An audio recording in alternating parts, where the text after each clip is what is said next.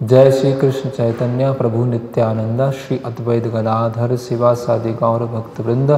हरे कृष्णा कृष्णा कृष्णा हरे हरे, हरे राम राम राम हरे हरे। हरे कृष्णा। तो हम वैदिक साधना भक्ति के 64 अंगों पर चर्चा कर रहे हैं और चौथे अंग तक पहुँचे हैं।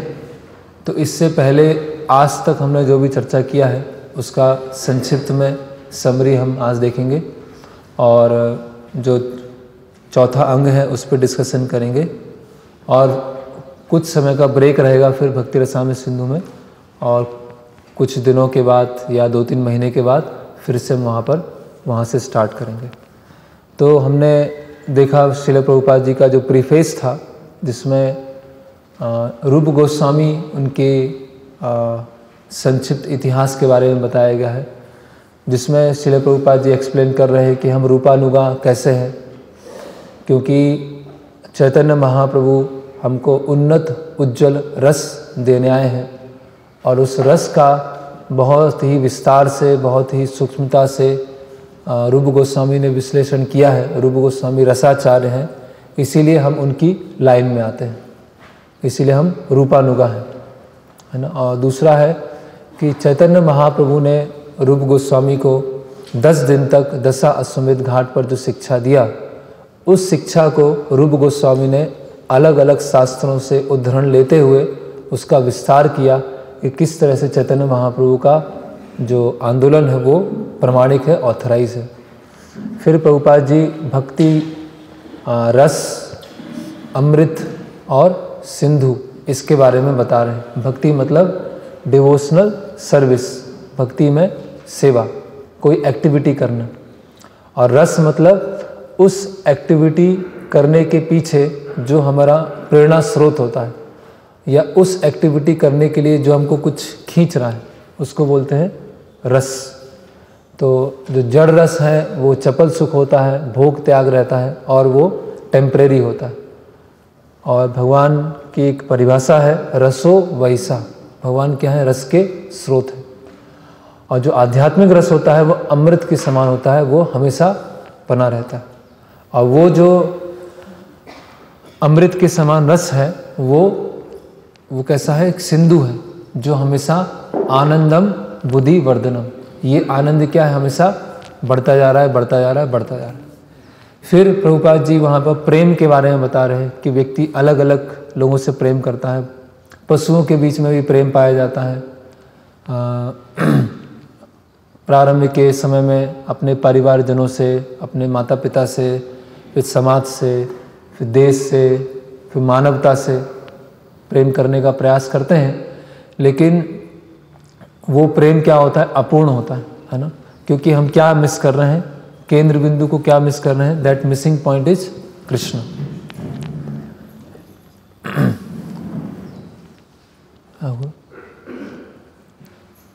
फिर हमने प्रारंभ किया कि जो परम सत्य है, परम सत्य की परिभाषा क्या है ना।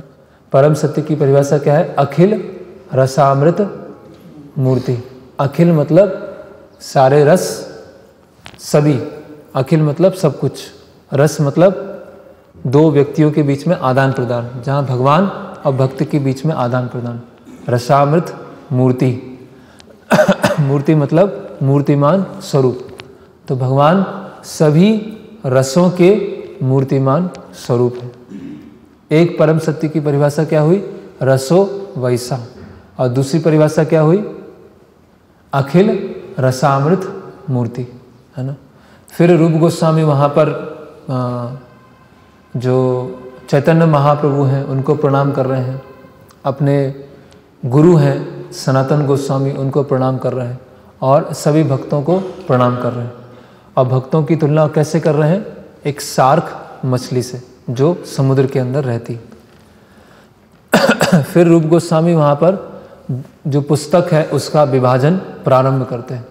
वो जैसे एक समुद्र है, समुद्र 4 भागों में विभाजित होता है, पूर्व, पश्चिम, उत्तर और दक्षिण। उसी तरह से ये जो सिंधु है, भक्ति रस का सिंधु है, वो 4 विभागों में विभाजित है। तो उसमें जो पूर्वी विभाग है उसके ऊपर हम चर्चा कर रहे हैं। तो जैसे 4 विभाग हैं और हर भाग में क्या है, कुछ वेव्स हैं, कुछ लहरियाँ हैं।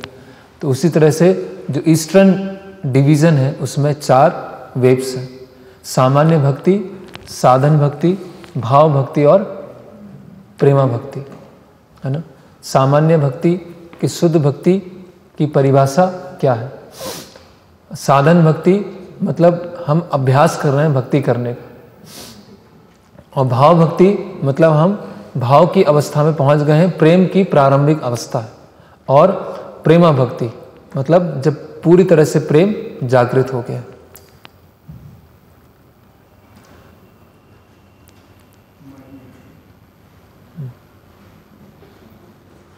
तो जो पूर्वी विभाग है, पूर्वी विभाग का फर्स्ट वेव, ये हमने चर्चा किया, है ना।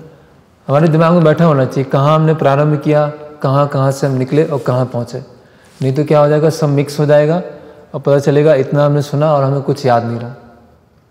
तो फर्स्ट वेव क्या है? सामान्य भक्ति, है ना। भक्ति की शुद्ध भक्ति में सेवा की परिभाषा, तो वो हमने देखा अन्याभिलाषिता शून्यम ज्ञान कर्मादि अनावृतम आनुकूलेन कृष्णानुशीलनम भक्ति उत्तम। और उसी के सपोर्ट में रूप गोस्वामी बता रहे हैं सर्वोपाधि विनिर्मुक्तम तत्परत्वेन निर्मलम ऋषिकेन ऋषिकेश सेवनम भक्तिर उच्यते। तो जब हम ये शुद्ध भक्ति में सेवा में लगते हैं तो उस सेवा में लगने से 6 तरह के प्रभाव दिखते हैं। जैसे ही हम ये अन्याभिलाषिता शून्यम फॉलो करना चालू करते हैं तो किसी भी साधक के जीवन में ये 6 लक्षण दिखना प्रारंभ होते हैं, है ना। वो 6 लक्षण क्या होता है? क्लेशाग्नि की जो साधक है सभी तरह के क्लेशों से मुक्त हो जाता है ना। सभी तरह के क्लेश, जब हम क्लेश की बात करते हैं तो भौतिक सुख और भौतिक दुख दोनों से वो मुक्त हो जाता है ना। फिर सुविधा, सभी तरह के कल्याणकारी गुण हैं उसमें प्रकट होते हैं, है ना। सभी तरह से कल्याण प्रदान करने वाली ये भक्ति है। फिर सांद्रानंद विशेषात्मा, कि ये जो भक्ति का आनंद है वो सभी तरह के आनंदों को पीछे छोड़ देता, चाहे वो भुक्ति का आनंद हो, चाहे मुक्ति का आनंद हो, चाहे सिद्धि का आनंद हो, तीनों तरह के आनंद क्या जाते हैं, भक्ति पीछे छोड़ देती। फिर सुदुर्लभा, ये जो शुद्ध भक्ति में सेवा है वो क्या है, बहुत ही दुर्लभ है प्राप्त होना। फिर मोक्ष लघुताकृत, मोक्ष की इच्छा चली जाती है ना। और अंतिम में है श्री कृष्ण आकर्षणी, कि ये जो शुद्ध भक्ति में सेवा है वो कृष्ण को भी क्या कर लेती है, आकर्षित कर लेती है। फिर हमने देखा क्लेशाग्नि के बारे में कि जो क्लेश हैं वो हमें किस कारण होते हैं, अलग अलग क्लेश किसके कारण होते हैं, दुख क्यों आते हैं, पाप के कारण, बीज के कारण और अविद्या के कारण, है ना। तो जो पाप होते हैं वो 2 तरह के होते हैं, प्रारब्ध और अप्रारब्ध। प्रारब्ध मतलब जो इस जन्म में अभी हम भोग रहे हैं उसको बोलते हैं प्रारब्ध। अप्रारब्ध मतलब जो भविष्य में हम भोग करने वाले। बीज मतलब जो हमारे पाप करने की इच्छाएं जो हमको दिख रही हैं, और कूट मतलब पाप करने की इच्छाएं जो हमको दिख नहीं रही हैं, और अविद्या मतलब फॉल्स ईगो, मिथ्या अहंकार, हृदय ग्रंथि। तो सबसे पहले क्या आती है, सबसे पहले 5 में क्या आता है, अविद्या, है ना। अविद्या क्या करती है, जो जड़ है और जो चेतन है उनको क्या कर देती है, बांध देती है। बांधती कैसी है, जड़ और चेतन हमें कभी भी आपस में बंध नहीं सकता। वो कैसे बंधेगा, जब चेतन है अपने आप को जड़ से आइडेंटिफाई करना चालू कर देगा, जिसको बोलते हैं मिथ्या अहंकार, फॉल्स ईगो। तो फॉल्स ईगो के कारण हमारे अंदर पाप करने की इच्छा आना प्रारंभ हो जाती है ना। तो हमने विस्तार से देखा कि कैसे भक्ति करने के प्रभाव से सभी तरह के पाप, सभी तरह की इच्छाएं और सभी तरह की अविद्याएं समाप्त हो जाती है ना। तो इसी जो हम चर्चा कर रहे थे प्रारब्ध के बारे में, कि प्रारब्ध मतलब क्या होता है, जो इस जन्म में हम भोग रहे हैं। ये जो हमारा शरीर है वो किसका बना हुआ है, प्रारब्ध कर्म फलों का बना हुआ है। तो भक्ति करने से जो प्रारब्ध कर्म है वो भी क्या हो जाते हैं, परिवर्तित हो जाते हैं। जैसे हमने देखा कि एक चंडाल के परिवार में व्यक्ति जिसका जन्म हुआ है वो यज्ञ करने के लिए योग्य हो जाता है ना। तो दिव्यम ज्ञानम यतो दद्यात् कुर्यत पापश संशया तस्मा दीक्षेति सा प्रोक्ता देविकस्तत्व कोविदा। तो दीक्षा है ना, दीक्षा क्या है, एक भक्ति का भाग है ना, प्यूरिफिकेशन का एक भाग है, पंचरात्रिक विधि है उसका एक भाग है। तो दिव्यम ज्ञानम, दीक्षा के समय क्या होता है, दिव्य ज्ञान दिया जाता है। उससे क्या होता है, कुर्यत पापश संशय, तभी तरह के पाप समाप्त हो जाते हैं। तो व्यक्ति का क्या होता है, प्रारब्ध भी परिवर्तित हो जाता है। और यथा कांचनताम याति कांसम रस विधानता तथा दीक्षा विधादेन द्विजुत्तम जायते नृणाम। कि जैसे एक बेल मेटल को, एक कांसे को पारे के साथ मिलाया जाता है, तो जो पारा है और जो कांसा है आपस में मिलके क्या बन जाता है, किस में परिवर्तित हो जाता है, सोने में परिवर्तित हो जाता है। उसी तरह से जब कोई जीव है, साधक है, प्रमाणिक गुरु के द्वारा उसकी दीक्षा होती है, तो वो उसकी जो क्वालिटी है वो वैष्णव में परिवर्तित हो जाता है। तो ये दीक्षा की दो परिभाषाएं थी। दीक्षा हमने क्यों डिस्कस किया, क्योंकि वो प्रारब्ध कर्म हमारे परिवर्तित हो जाते हैं। इसके बाद हमने देखा पुरश्चर्य। पुरश्चर्या मतलब दीक्षा के पहले तैयारी है ना, पुरा मतलब बिफोर, चर्या मतलब एक्टिविटीज़। तो दीक्षा के पहले जो तैयारी होती है उसको बोलते हैं पुरश्चर्या है ना। फिर कलयुग में शुद्धिकरण के क्या है, दो रास्ते हैं, क्या है, भागवत मार्ग और पंचरात्रिक विधि। तो भागवत मार्ग में क्या आता है, श्रवणम, कीर्तनम और स्मरणम। और पंचरात्रिक विधि में क्या आता है, पाद सेवनम, अर्चनम, वंदनम, दास्यम है ना। तो हम सब श्रवण कीर्तन कर रहे हैं है ना। और श्रवण कीर्तन हम हमेशा नहीं कर सकते हैं, तो उसके लिए क्या चाहिए है, पंचरात्रिक विधि चाहिए। तो पंचरात्रिक विधि में क्या आता है, अर्चना। तो अर्चन विधि किस में आती है, पंचरात्रिक। तो जैसे ट्रेन की दो पटरियां होती हैं, उसी तरह से हमारा भक्ति जीवन दो पटरियों पर चलता है, एक भागवत मार्ग और एक पंचरात्रिक मार्ग। तो भागवत मार्ग में हम श्रवण कीर्तन करते हैं और पंचरात्र में क्या करते हैं, अर्चनम करते हैं। और अर्चनम करने के लिए क्या चाहिए, दीक्षा चाहिए। तो दीक्षा दो विधियों से होती है, एक वैदिक दीक्षा है और एक पंचरात्रिक दीक्षा है। तो वैदिक दीक्षा किनको दी जाती है, जो जिनका जन्म ब्राह्मण परिवार में हुआ है और जो स्वभाव से ब्राह्मण है, उनको ये वैदिक दीक्षा प्रदान की जाती है।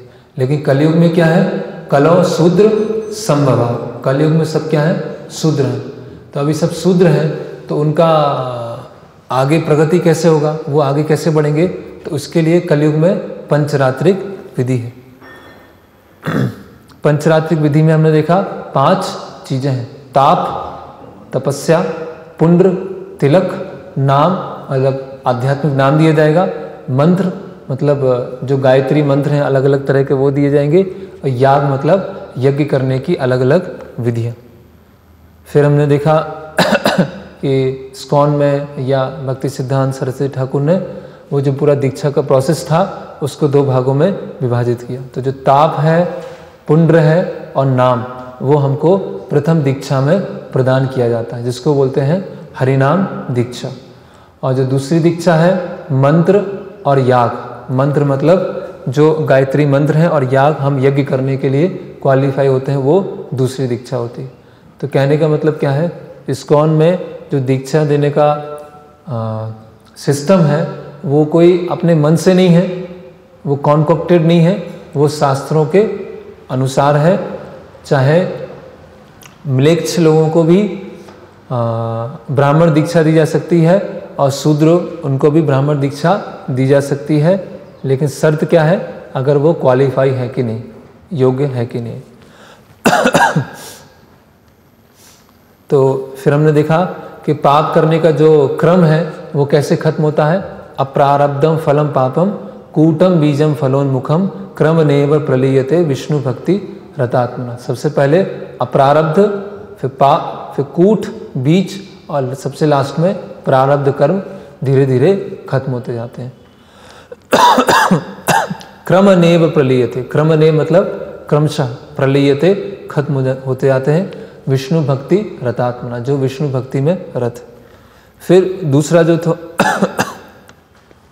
हमने देखा भक्ति करने के प्रभाव से जो दूसरा लक्षण आता है वो क्या है, सुविधा। तो भक्ति क्या होती है, ऑल ऑस्पिशियस। ऑल ऑस्पिशियस कैसे होती है कि ये समाज के लिए सबसे कल्याणमय कार्य है। सबसे कल्याणमय कार्य क्या है, भक्ति।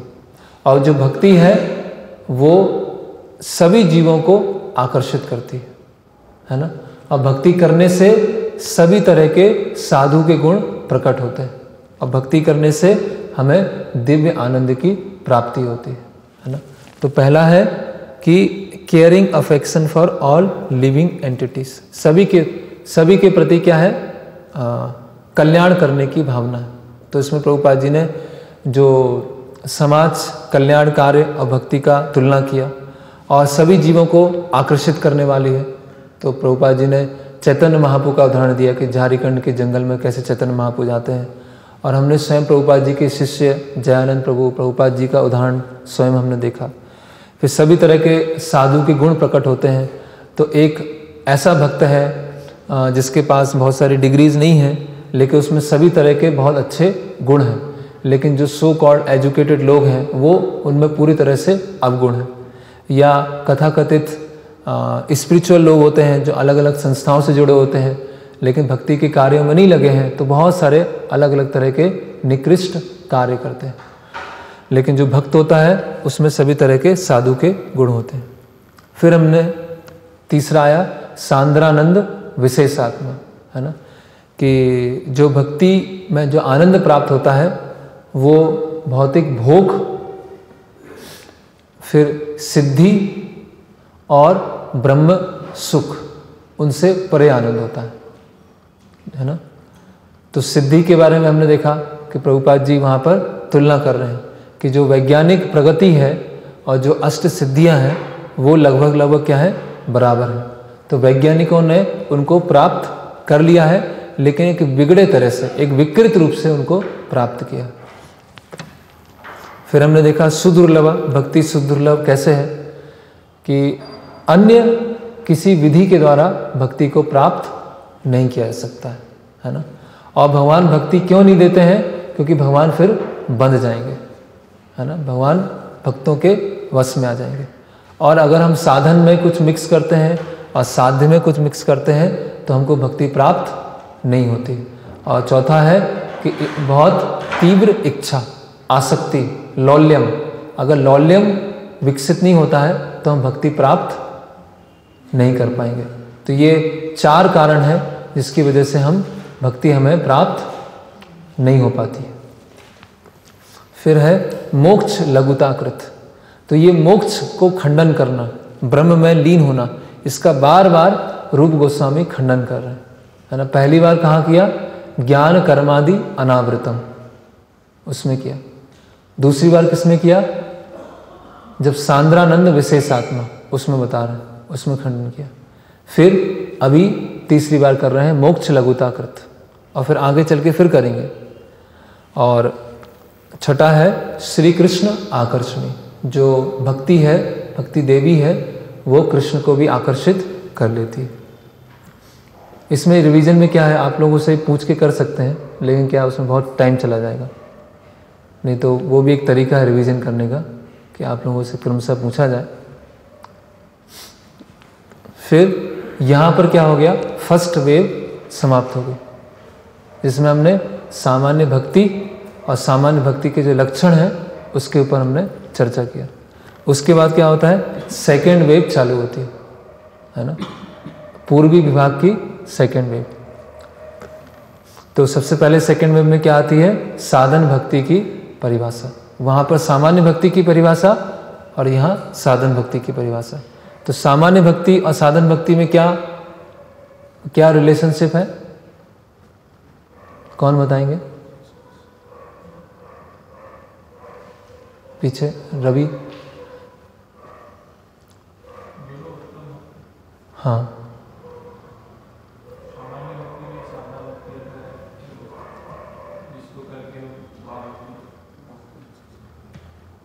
तो एग्जैक्ट आंसर दीजिए कोई। साधना भक्ति भी सामान्य भक्ति का ही भाग है। फर्क केवल है कि प्रेरणा का स्रोत है, साधना भक्ति, भाव भक्ति, प्रेम भक्ति, तीन सामान्य भक्ति के ही अंतर्गत। और ये साधन भक्ति क्या है, सामान्य भक्ति की शुरुआती स्टेज है। और प्रेम भक्ति क्या है, सामान्य भक्ति या उत्तम भक्ति की सबसे लास्ट स्टेज। तो इसकी परिभाषा क्या थी? ये सारे श्लोक भी याद हो हमको, भक्ति रसामृत सिंधु के, ये सब ही हमारी भक्ति के फाउंडेशन है।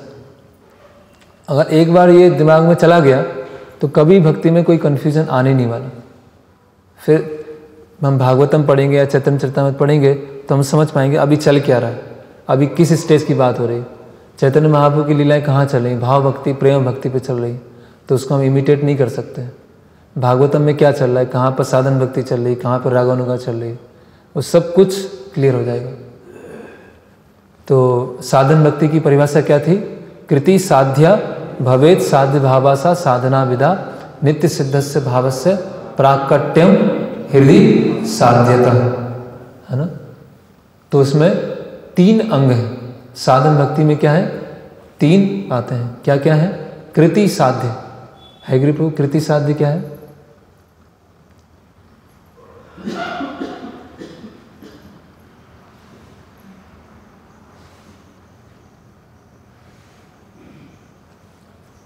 हाँ प्रणाम। ऐसी क्रियाएं करना, मन और से भगवान की सेवा करना, कृति साध्य है। और नहीं, बस जो पूछा गया, मन और इंद्रियों से भगवान की सावधानी पूर्वक सेवा करना। भवेद साध्य भावासा साधना विधा, इसका अर्थ क्या है रौनक?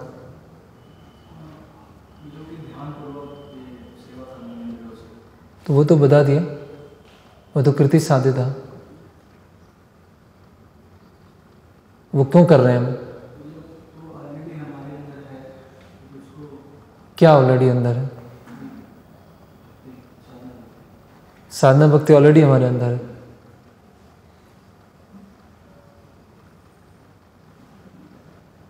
इस श्लोक सामने है फिर भी हम नहीं बता पा रहे, ऐसी स्थिति। रुचिम, क्या इसका अर्थ क्या है? भवेद साध्य भावासा साधना विधा। गुरु के आदेश से भक्ति करते हैं। नहीं, भावेश कोई रिवीजन ही नहीं कर रहे, दोबारा पढ़ ही नहीं रहे। श्रीनिधि नहीं पता, इसीलिए यहीं पर हमें रोक देना चाहिए। इसीलिए बहुत ज़्यादा चर्चा करते हैं तो ये हो जाता है, सब भूल जाते हैं। हर्ष, अरुण पीछे।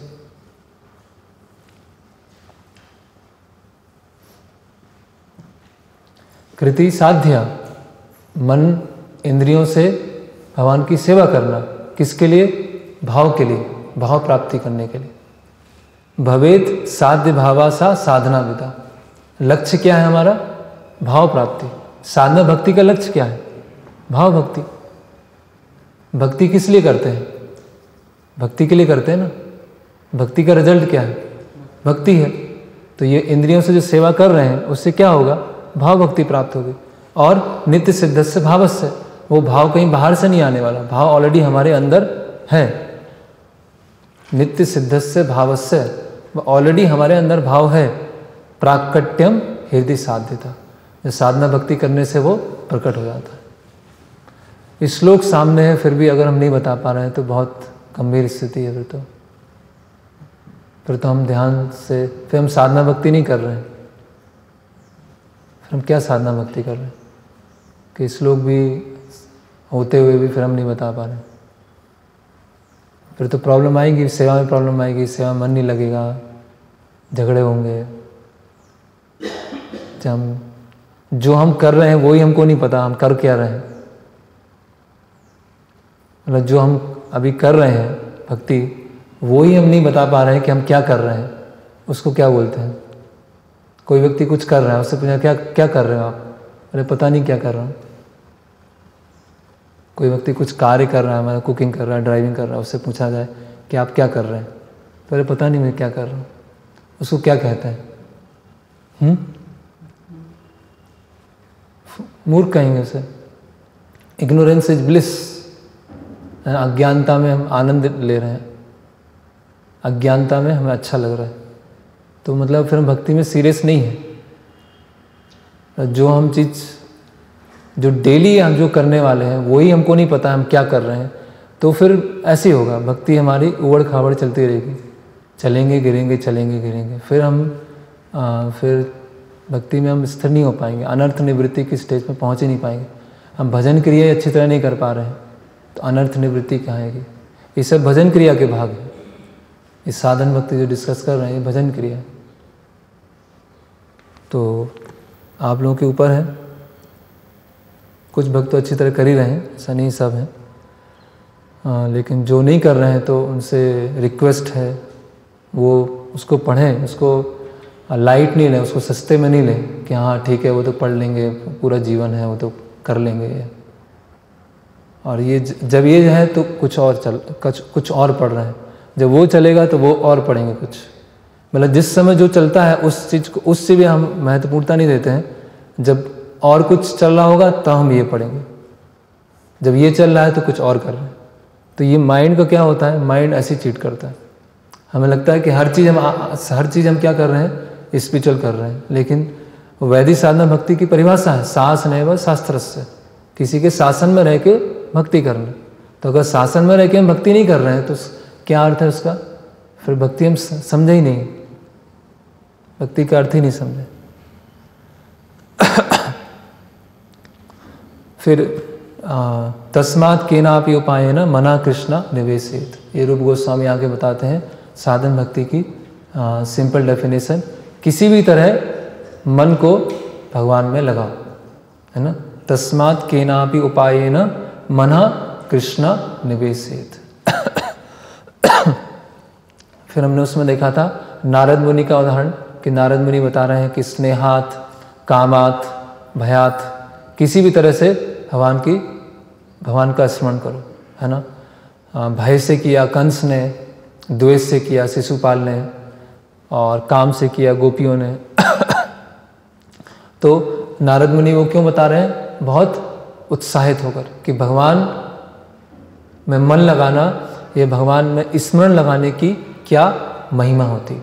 तो अगर द्वेष से भी लगाया जाए, अगर भय से भी लगाया जाए तो ऐसी स्थिति हो जाएगी। तो अगर भक्ति से, साधन भक्ति से लगाएंगे तो व्यक्ति कहाँ पहुँच जाएगा, है ना। तो इसका दूसरा भाग है वैदिक साधना भक्ति। तो ये साधन भक्ति हुई इंद्रियों से भगवान की सेवा करना, भाव प्राप्त करने के लिए, जो भाव ऑलरेडी हमारे अंदर स्थित है, ठीक। तो जब हम इंद्रियों से सेवा करेंगे तो उसका प्रेरणा स्रोत कहाँ मिलेगा इसमें?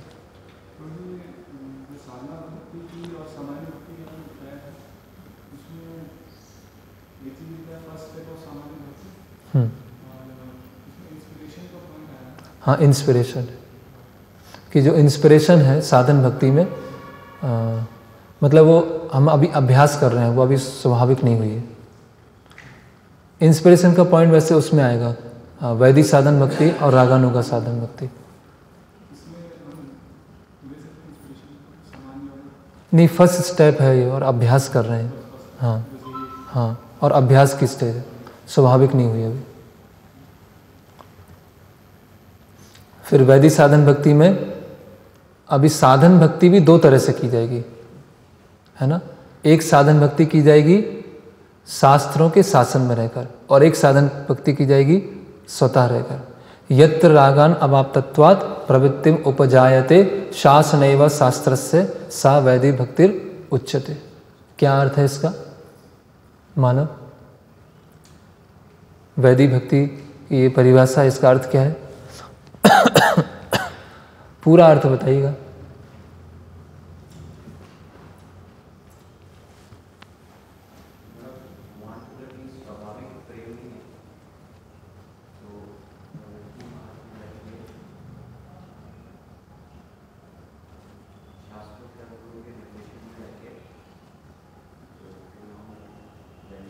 यत्र रागान अवाप्तत्वात्, जिसमें राग अभी उत्पन्न नहीं हुआ है।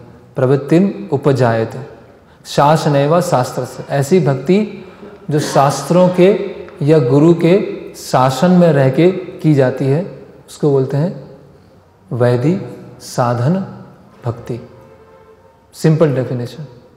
ऐसी साधन भक्ति, ऐसी भक्ति में सेवा जिसमें स्वाभाविक रूप से हमारी आसक्ति उत्पन्न नहीं हुई है और शास्त्रों के शासन में रह के विधि विधानों के अनुसार जब भक्ति की जाती है, उसको बोलते हैं वैदिक साधन भक्ति। ठीक है। और विधि विधानों में कहीं फंस ना जाए, उसके लिए रूप गोस्वामी बताते हैं स्मर्तव्य सत्यम विष्णु विस्मर्तव्यो न जातुचित सर्वे विधि निषेधस्योर एतयोर व किंकरा, कि सारे जो विधि निषेध हैं, सारे जो विधि विधान पालन कर रहे हैं वैदिक साधन भक्ति के, उसका सार क्या है? कभी भगवान विष्णु को भूलना नहीं, ऐसे कार्य नहीं करना और जिससे भगवान विष्णु को हम भूल जाएं। स्मर्तव्य सतंत्र विष्णु विस्मर्तव्यो न जातुचित। तो यहाँ वैदिक साधन भक्ति हमने चर्चा की। ठीक है। अभी वैदिक साधन भक्ति करने की योग्यता क्या है, उसके बारे में हमने देखा। इसकी योग्यता क्या है? फेथ, श्रद्धा। ठीक है। और वो श्रद्धा कैसे प्राप्त होती है? भक्तों के संग में। ठीक है। भक्तों के संग में श्रद्धा प्राप्त होती है। और उस श्रद्धा का चिन्ह क्या है? कि हमें भगवान की सेवा के प्रति, भगवान की कथा के प्रति या भगवान के प्रति हमें एक प्रारंभिक रुचि या प्रारंभिक एक अट्रैक्शन आता है, उसको बोलते हैं फेथ, उसको बोलते हैं श्रद्धा। जब भक्तों के संग में भगवान की कथा के प्रति प्रारंभिक रुचि आना प्रारंभ होती है तो हम बोलते हैं श्रद्धा का बीज चला गया। ठीक है। और एक है कि अति आसक्ति और अति वैराग्य, ये भी क्या है? भक्ति में बाधा है। अगर कोई बहुत ज़्यादा आसक्त है या बहुत ज़्यादा निरासक्त है, इतना निरासक्त हो गया कि भगवान से ही निरासक्त हो गया, भगवान की सेवा ही से निरासक्त हो गया, है ना, तो ये दोनों क्या होती हैं? भक्ति करने की डिस्क्वालिफिकेशन, अयोग्यता है ना। और भुक्ति और मुक्ति से क्या होना चाहिए? मुक्त होना चाहिए। भुक्ति और मुक्ति की इच्छा से मुक्त होना चाहिए। तो क्या है? भक्ति में प्रवेश करने के लिए क्या चाहिए? साधु संग में श्रद्धा चाहिए, अति आसक्ति अति अनासक्ति से मुक्त होना चाहिए, और भुक्ति मुक्ति की इच्छा से मुक्त होना चाहिए, और प्रारंभिक रुचि। और उस श्रद्धा के अनुसार कनिष्ठ अधिकारी, मध्यम अधिकारी और उत्तम अधिकारी धीरे धीरे, तो हमने डिटेल में चर्चा किया था खासकर कनिष्ठ अधिकारी के बारे में।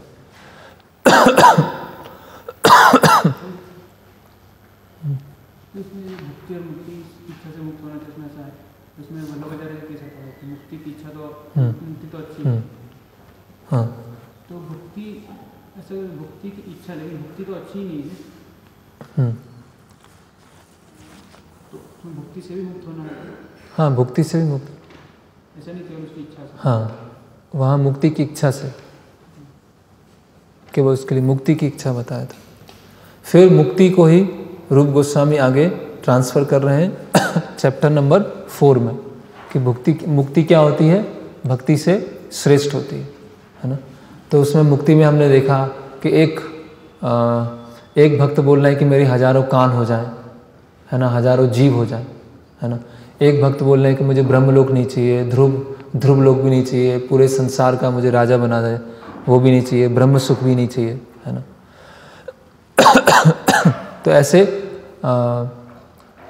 कि स्वर्ग अपवर्ग नरकेषु अपि तुल्यात दर्शिना, कि उनके लिए स्वर्ग है, नरक है या वैकुंठ है, वो सब एक हो जाते हैं। तो ऐसे बहुत सारे हमने शास्त्रों से अलग अलग उदाहरण देखे जहाँ पर मुक्ति क्या है, भक्ति से श्रेष्ठ। फिर अगला आया था प्योरिटी ऑफ डिवोशनल सर्विस, कि भक्ति की इसी क्या आगे चल रहा है, भक्ति करने की जो पात्रता है उसमें क्या आया, भुक्ति और मुक्ति की इच्छा से स्वतंत्र होना है। तो मुक्ति को रूप गोस्वामी ने काफ़ी विस्तार से समझाया, ठीक है। वही आगे चैप्टर कैरी फॉरवर्ड हो रहा है किसमें, the purity of devotional service. भक्ति अपने आप में पूर्ण है ना। भक्ति करने के लिए कौन योग्य है, कौन भक्ति कर सकता है? हाँ, ये तो इसका आएगा। तो वैसे भक्ति करने के लिए कौन योग्य है, आप बताइए। त्रिलोक, भक्ति कौन कर सकते हैं?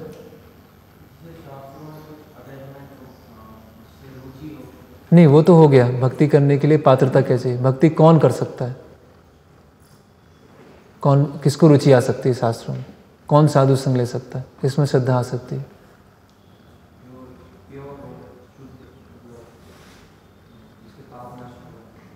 अच्छा, पाप नष्ट हो जाएंगे उसके बाद भक्ति कर पाएंगे, ऐसा है? पाप नष्ट होने के बाद भक्ति करेंगे, फिर तो हम में से कोई कर ही नहीं पाते भक्ति। कौन भक्ति कर सकता है?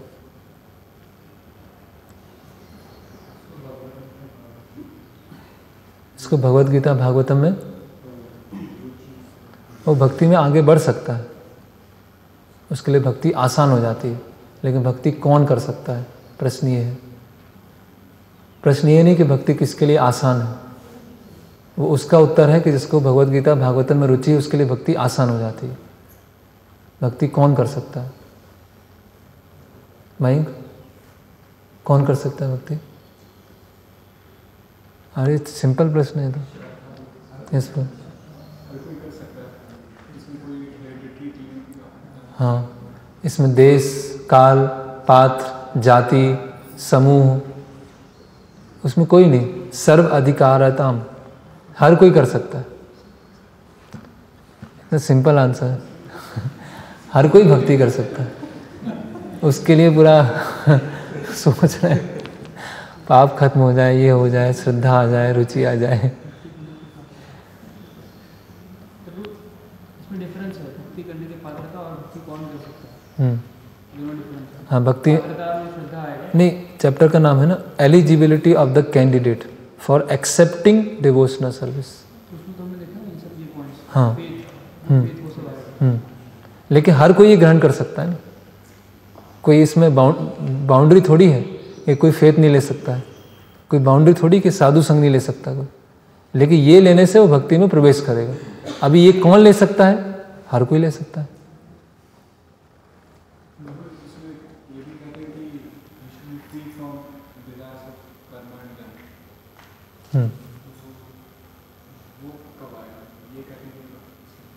कि कर्म और ज्ञान से मुक्त होना चाहिए। फिर वो जब भजन क्रिया में लगेगा, समझेगा। ये तो मतलब प्रारंभिक अवस्था की बात हो रही है कि प्रारंभिक अवस्था में व्यक्ति ने भक्ति के रास्ते में आया, और कौन आया? हर कोई आ सकता है। फिर जब भजन क्रिया में लगेगा तो कर्म और ज्ञान से मुक्ति की बात आएगी।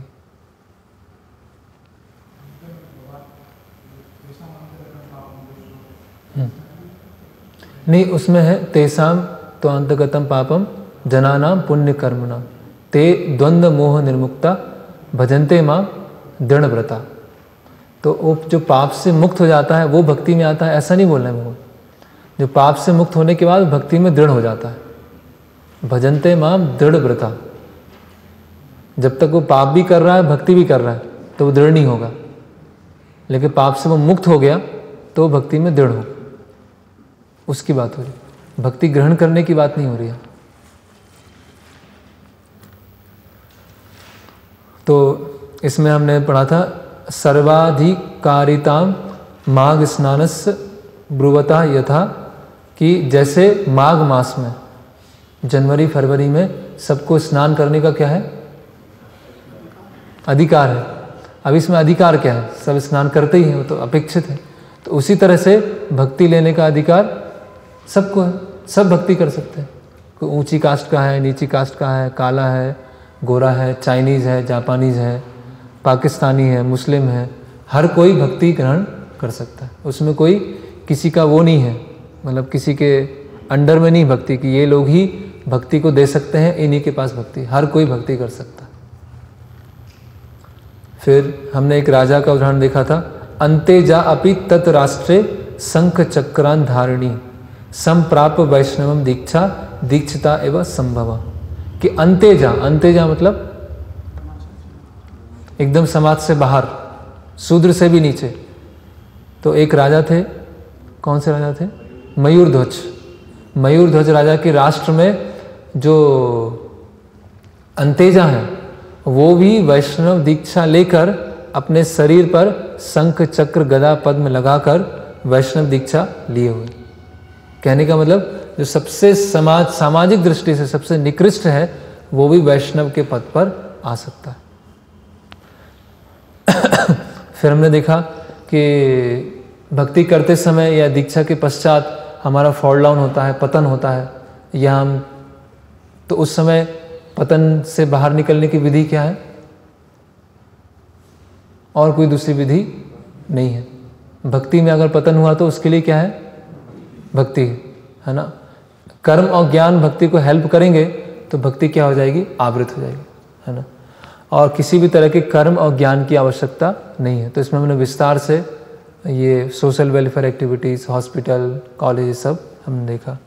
फिर भक्ति के लिए रूप गोस्वामी ये श्लोक बता रहे हैं, त्यक्त्वा स्वधर्मम चरणाम भुजम हरे भजन अपक्कोत तत्वेत पते तदो यदि, है ना, कि सभी तरह के वर्णाश्रम के कर्तव्यों को किसी ने छोड़ दिया और भक्ति वो कर रहा है। अगर उसका पतन हो गया तो उसने कोई भी किसी भी चीज़ की हानि नहीं हुई।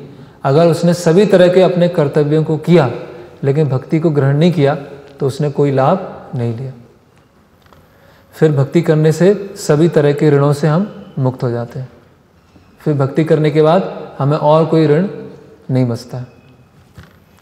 तो ये भी श्लोक हम याद कर सकते हैं क्योंकि ये सब हमारे प्रीचिंग में काम आने वाले, ये सब बेसिक है। नहीं तो हमें खुद डाउट आएगा, पता नहीं हम भक्ति कर रहे हैं तो अभी तो हमारा ये भी कर्तव्य बचा हुआ था, वहाँ हम कुछ करके आए थे, वहाँ बोल के आए थे, हम वैष्णो देवी में बोल के आए थे, अब क्या करें, जाए कि नहीं जाएं।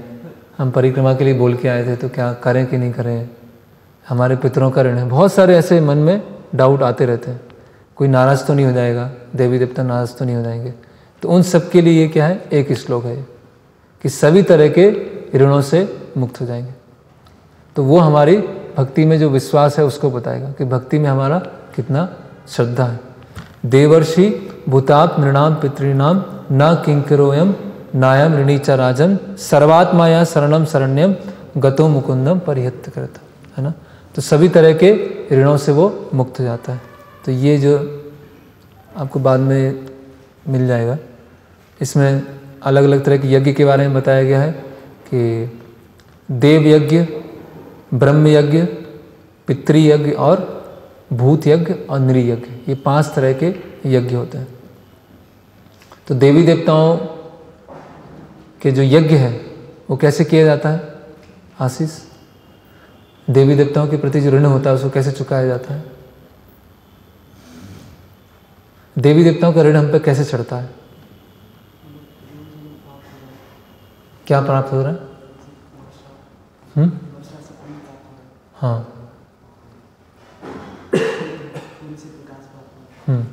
तो उनका ऋण कैसे चुकता है देवी देवताओं का? यज्ञ करके। तो कृष्ण भक्ति करने से उनका ऋण कैसे चुक जाएगा?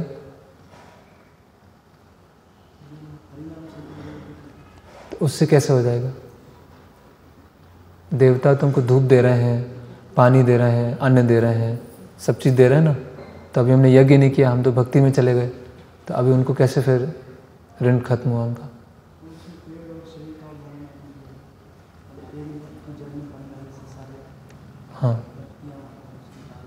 हाँ, तो भगवान को संतुष्ट करने से देवी देवता भी प्रसन्न हो जाएंगे। तो देवी देवताओं के लिए अलग से यज्ञ करने की आवश्यकता नहीं है। ब्रह्म यज्ञ कैसे चढ़ता है? हरिगिरी प्रभु, ऋषियों का ऋण कैसे चढ़ता है हम पर? देव और ऋषि, देव और ऋषि, तो ऋषियों का ऋण कैसे चढ़ता है? नहीं, उनका ऋण आता कैसे हम पे? पहले ये तो उनकी सेवा तो दूसरी बात है। आध्यात्मिक ज्ञान प्राप्त करने से। तो ऋण को कैसे हम कैसे उससे मुक्त हो सकते हैं? कैसे मुक्त हुआ जाता है ट्रेडिशनली?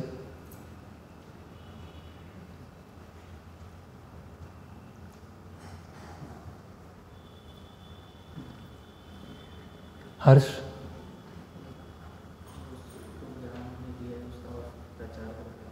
जब ज्ञान है हम उसको आगे पास करते हैं।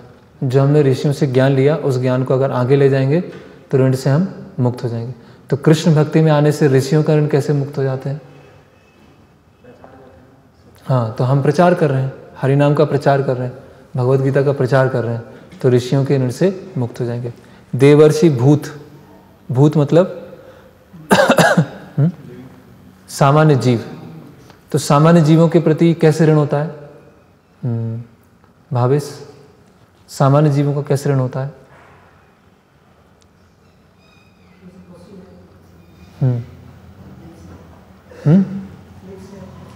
तो क्या क्या ऋण है उनका? पशु पक्षी वृक्ष का कैसे ऋण है? हाँ, गाय से दूध मिल रहा है। और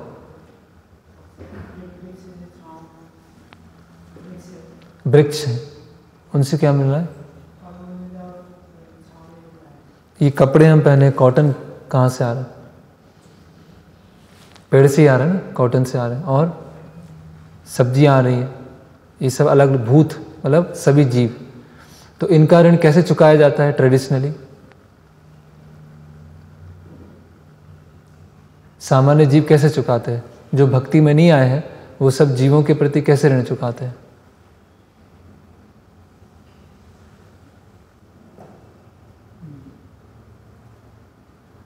कौन बताएंगे?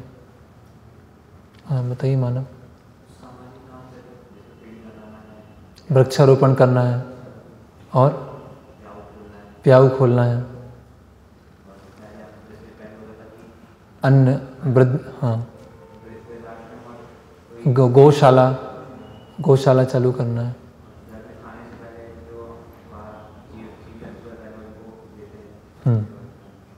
यस, तो इस तरह से सामान्य जीवों के प्रति ऋण चुकाया जाता था। तो कृष्ण भक्ति में आने से सामान्य जीवों के प्रति ऋण कैसे चुक रहा है?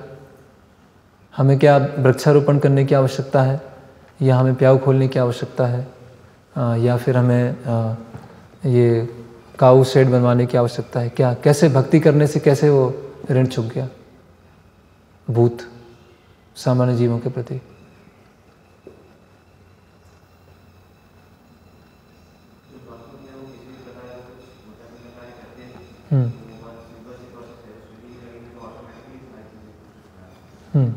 तो भक्त हैं तो गो रक्षा करेंगे, भक्त है तो पर्यावरण को खराब नहीं करेंगे, भक्त है तो अपने आप ही पूरा ऐसा वातावरण होगा कि वो प्रकृति के अनुसार होगा, भगवान की सेवा के लिए अनुकूल होगा। तो इस तरह से भूत आप्त मतलब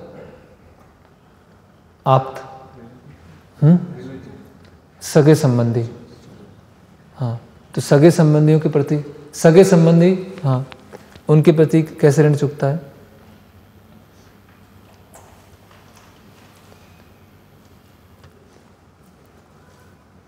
भूत आप्त, निर्णाम। आप्त और निर्णाम ये दोनों एक ही कैटेगरी में आते हैं वैसे, और फिर पितृ। तो सामान्य मनुष्यों के प्रति जो ऋण होता है वो कैसे चुकता है? इस सामान्य मनुष्यों का कैसे ऋण होता है? एक कैटेगरी है सभी जीव और एक कैटेगरी है सभी मनुष्य, उनके प्रति ऋण कैसे होता है?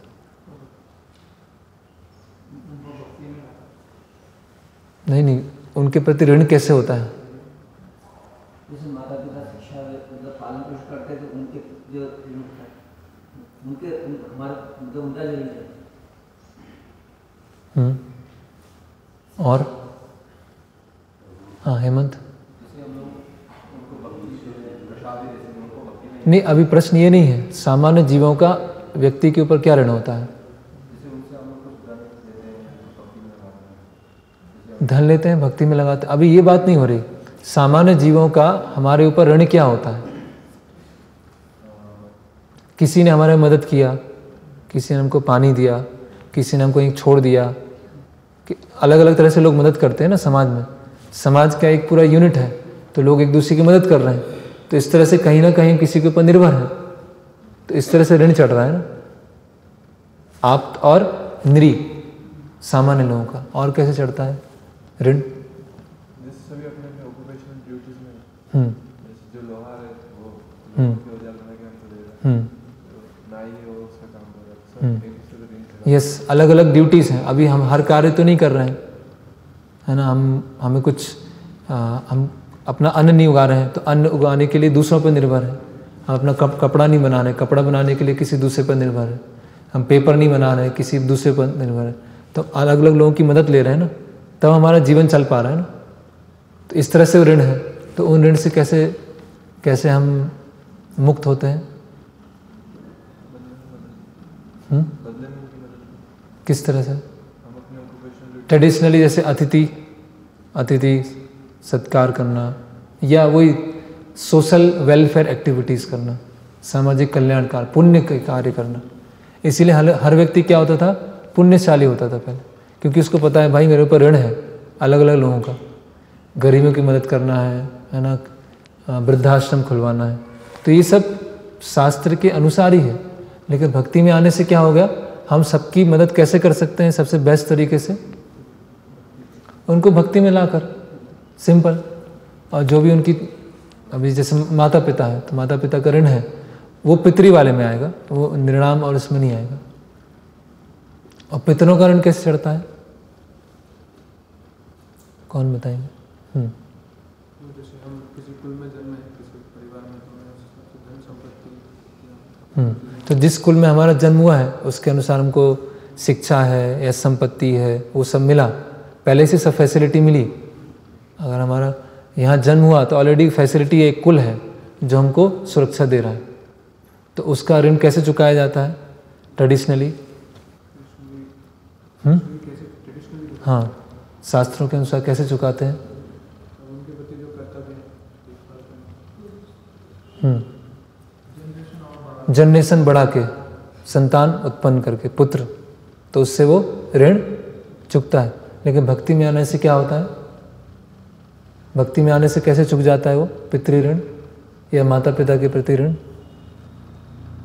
मुक्ति मिल जाती है। जैसे पहला तो गुरु महाराज ने कैसे बताया?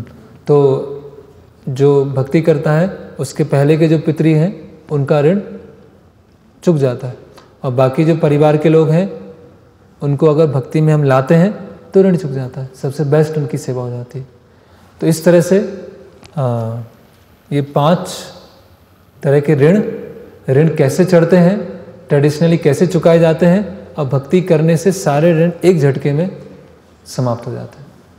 तो ये हमको पता होगा तो हमारी भक्ति में श्रद्धा बढ़ेगी कि जो हम कर रहे हैं वो हम सही चीज़ कर रहे हैं, है ना। ऐसा नहीं कि बाकी लोग बहुत सारी चीज़ कर रहे हैं, हम उसको नहीं कर रहे हैं, कहीं पाप तो नहीं चढ़ जाएगा। फिर हमने उसके आगे देखा वैदिक साधना भक्ति के 64 अंग, और 64 अंग में अभी केवल हम 4थे अंग तक पहुंच पाए। पहला अंग क्या था? तत्र गुरु पादाश्रयो तस्मात् गुरुं प्रपद्येत जिज्ञासु श्रेय उत्तम शाब्दे परे च निष्णातम ब्रह्मणि उपशमाश्रय, है ना। तो गुरु के पास किस लिए जाना चाहिए? क्यों जाया जाता है गुरु के पास? प्रियव्रत प्रभु, उत्तम ज्ञान लेने के लिए। तो क्या है वो श्रेयोत्तम? क्या है? अल्टीमेट नॉलेज, ज्ञान। पूरा बताइए लाइन का अर्थ, उस लाइन का क्या अर्थ है? तस्मात् गुरुं प्रपद्येत जिज्ञासु श्रेय उत्तमम, इसका अर्थ बताइए कि गुरु के पास कैसे जाते हैं। देखिए हर चीज़ क्या है, एकदम डिफाइन है। अगर हर चीज़ को हम वेग रखेंगे, भक्ति के लिए गुरु के पास जाना है, ज्ञान के लिए गुरु के पास जाना है, तो पूरा एकदम परिभाषा बताई गई गुरु के पास किस लिए जाना है और गुरु की योग्यता क्या है, क्लियर है हर चीज़। हेमंत,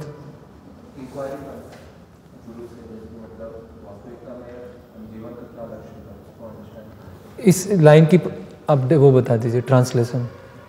तस्मात् गुरुं प्रपद्येत जिज्ञासु श्रेय उत्तमम्। जैसे हम लोग इंक्वायरी करते हैं तो उसके जैसे इंक्वायरी कर रहे हैं तो हम लोग वहाँ पे गुरु के प्रेजेंस की हम लोग सेवा भी करते हैं, तभी जाके हम गुरु जो है नहीं जितना लंबा एक्सप्लेन करेंगे उतना अच्छी पॉइंट छूट जाएगा। क्या बताना क्या चाह रहे हैं? To the point. हाँ रुचि, तस्मात् गुरुं प्रपद्येत, गुरु के पास जाना चाहिए जिज्ञासा लेकर। कैसे जिज्ञासा? श्रेय उत्तम है, श्रेय मतलब अच्छी, और उत्तम मतलब भौतिक जगत से पर है, अच्छी जिज्ञासा लेकर जाना चाहिए, साधे पर है, इतना। और कोई से बताना चाहेंगे? सही है।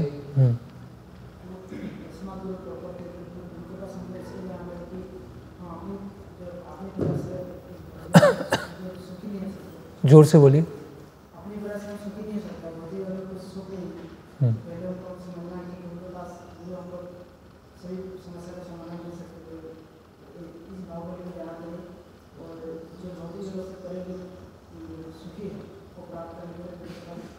जो अंततः हमारे लिए हितकारी है, श्रेयस और प्रेयस था ना, तो अंततः जो हमारे लिए हितकारी है उसकी जिज्ञासा करने के लिए गुरु के पास जाना है, जब हम समझ गए हैं कि हम अपने प्रयासों से सुख प्राप्त नहीं कर सकते। तस्मात है ना, तस्मात, तस्मात मतलब इसीलिए जाओ। किस लिए जाओ? जब ये समझ जाओ कि अभी मैं अपने प्रयासों से सुखी नहीं हो सकता। गुरु की योग्यता क्या है, गुरु के लक्षण क्या है? एग्री प्रो?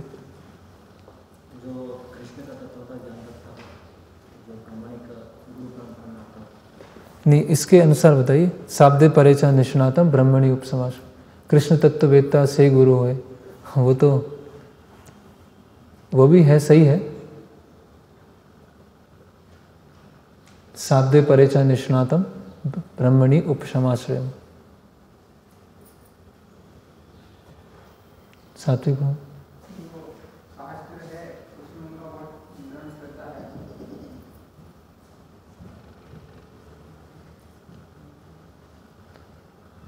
कौन बताएंगे?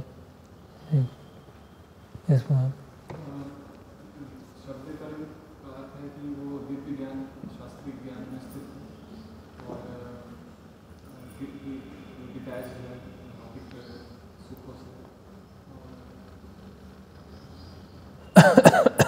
और ये शास्त्र ज्ञान, और ये उन्होंने अपने गुरु से, यस, ये तीन योग्यता है कि वो शास्त्रों के ज्ञान में स्थित है। अब वो शास्त्र ज्ञान कहाँ से लिया है? अपने पूर्ववर्ती गुरु से लिया है। और शास्त्र ज्ञान का फल क्या है कि वो ब्रह्मणि उपशमाश्रम, वो निरासक्त है। तो इस तरह से गुरु की फिर श्री कृष्ण दीक्षादि शिक्षणम तत्र भगवतान धर्मान शिक्षेत गुरु आत्मदेवता अमायानुवृत्तया यस्तुस्सेद आत्म आत्मदो हरि, है ना। तो गुरु को किस तरह से देखना है, किस तरह से जब गुरु के पास हम जाते हैं तो किस तरह से उनको देखना है, वो इस श्लोक में बताया गया है। कौन बताएंगे? नहीं, और अभिमन्यु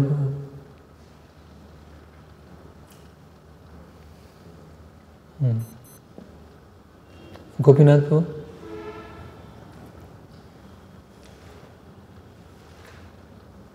गुरु के पास, गुरु को कैसे देखना है जब गुरु के साथ व्यवहार चल रहा है ज्ञान का, तो किस बात का ध्यान रखना है?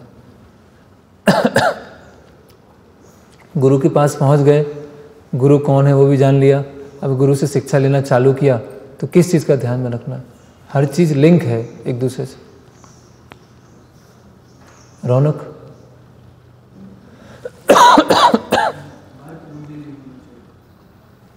हाँ ठीक है, मर्द बुद्धि नहीं होना चाहिए।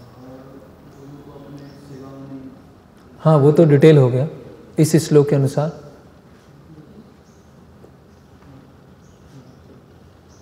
दो इसमें है, बस 2 पॉइंट है, ज़्यादा नहीं है कुछ। नहीं वहाँ पे हर्ष, और ये 2 पॉइंट तो बहुत, उस पर 1 या 2 लेक्चर हुए थे। क्या? जोर से बोलिए। तो उसका अर्थ क्या है?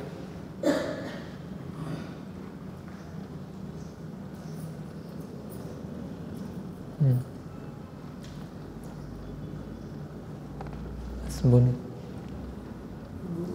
आत्मदेवता मतलब वर्शिपेबल डिटी जैसे है। हाँ, गुरु आत्म देवता, जैसे विग्रह है भगवान के, उनकी सेवा की जाती है, वैसे ही गुरु की सेवा की जाती है। और गुरु आत्मा मतलब हमको सबसे ज़्यादा प्रिय अपना आत्मा है, तो गुरु उसके भी प्रिय है। हमारे लिए सबसे प्रिय कौन है? हम स्वयं आत्मा, और आत्मा के भी सबसे प्रिय कौन है? गुरु। इस तरह से गुरु के पास जाना। फिर बाकी चीज़ें हैं कि गुरु को भौतिक रूप से नहीं देखना है, या गुरु को अपनी सेवा में नहीं लगाना है, या गुरु भगवान की अंतरंगा शक्ति में स्थित है, वो सब इसी में पॉइंट आ जाएंगे। गुरु आत्म देवता, गुरु क्या है? वर्शिपेबल डीटी, भगवान के समान। और आत्म दो हरि है ना, और वो स्वयं भगवान को देना चाहते हैं। आत्म दोह है ना, तो सबसे प्रिय चीज़ है गुरु। एक तो हमारे प्रिय से भी प्रिय है, पहला ये, और गुरु वर्शिपेबल डीटी है। और एक पॉइंट ये है कि गुरु हमको सबसे बेस्ट चीज़ देना चाहते हैं, सबसे अच्छी चीज़ देना चाहते हैं। क्या? भगवान कृष्ण को। तो इस तरह से फिर गुरु की सेवा कैसे की जाती है? हाँ, वैसे हम और श्लोक का और विस्तार करेंगे तो तीसरा पॉइंट है, लेकिन गुरु के प्रति एटीट्यूड क्या है, वो 2 पॉइंट। हाँ,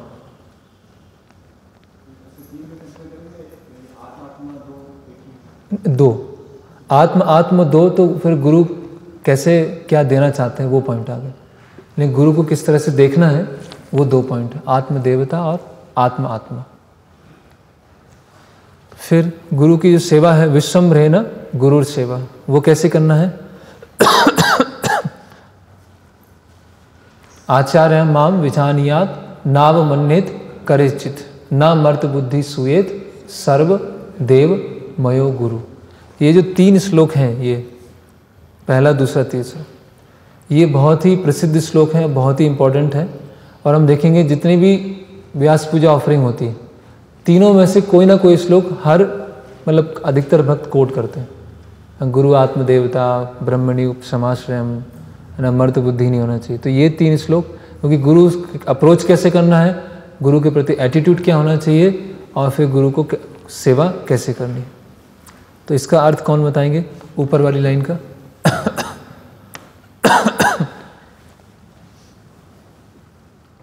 और पीछे मयंक,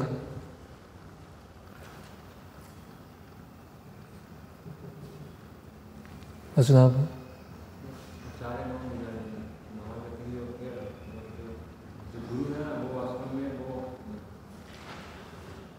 मेरा ही स्वरूप से बनना चाहिए। आचार्य मैं ही हूँ, मेरा स्वरूप है। यस, मेरा स्वरूप, और जो वो कह रहे हैं वास्तव में वो मैं ही कह रहा हूँ। और गुरु को कभी मरते बुद्धि नहीं, अभी तो वो आए नहीं, ऊपर वाली लाइन चल रही है। आचार्याम माम विजानीयाम, इतना आपने बता दिया। नाम मन्येत करेचित,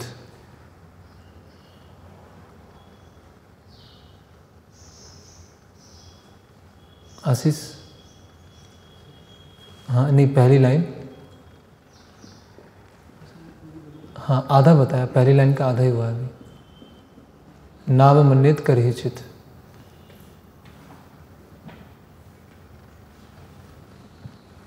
बोलिए हंस। कभी भी उनकी अवहेलना मतलब अवमानना नहीं करना चाहिए, है ना। ना मर्त बुद्धि सुयेत सर्वदेव मयो गुरु, श्रीनिदेव, इसका ना मर्त बुद्धि सुयेत सर्वदेव मयो गुरु।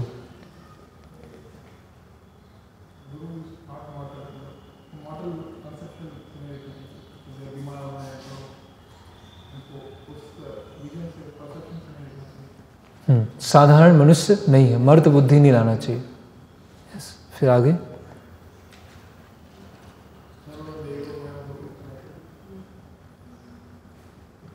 एक मिनट बताने दीजिए।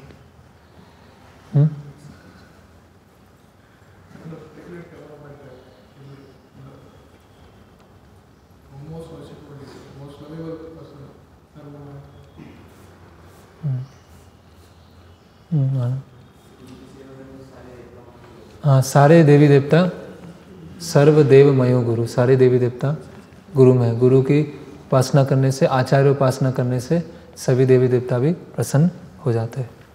फिर जो हम अभी डिस्कस कर रहे थे, साधु वर्तमानु वर्तमान, पूर्ववर्ती आचार्यों को फॉलो करना। तो उसमें था श्रुति स्मृति पुराण आदि पंचरात्र की विधि बिना एकांत की हरि भक्ति उत्पादेवा कल्पते। तो अगर इससे पहले की स्टेप हम याद नहीं रखेंगे तो हमारी भक्ति में उत्पात मच जाएगा। हम अपनी भक्ति में उत्पात मचाएंगे और दूसरों की भक्ति में उत्पात मचाएंगे, और समाज में तो उत्पात है ही।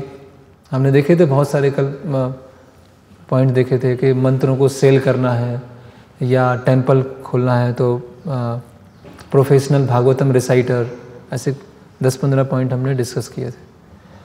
तो पूर्ववर्ती आचार्यों के आधार पर श्रुति स्मृति पुराण आदि पंचरात्र को लेकर जब हम भक्ति करते हैं, भक्ति नहीं करेंगे तो समाज में उत्पात मचेगा।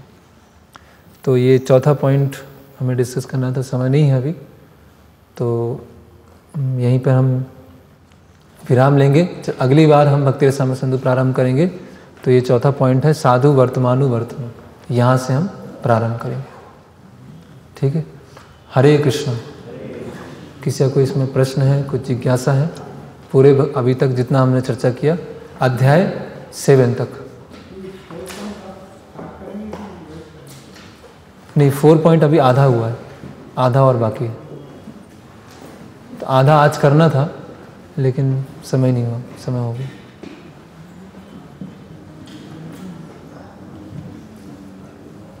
तो सबसे निवेदन है कि ये 7वें अध्याय तक पढ़ाया है जिसमें प्रीफेस और इंट्रोडक्शन है, उसको बार बार पढ़ें, कहाँ पे कौन सी चीज़ है, क्योंकि ये सब बेसिक्स हैं।